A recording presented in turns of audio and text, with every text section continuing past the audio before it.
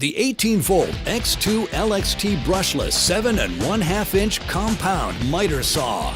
It's powered by two 18-volt lithium-ion batteries, so you get 36-volt power and runtime, but without leaving the 18-volt battery platform. The efficient MAKITA brushless motor with soft start delivers 5,700 RPM.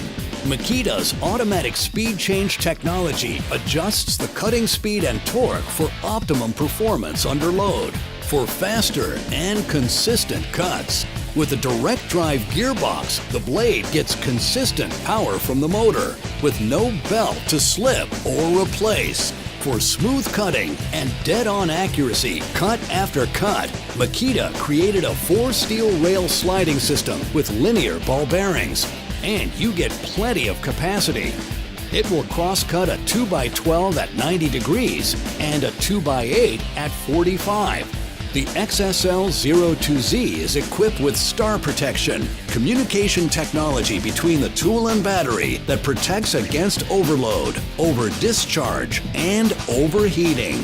The powerful and portable cutting solution is a must-have for remodelers, flooring contractors, cabinet installers, case and base installers, and more.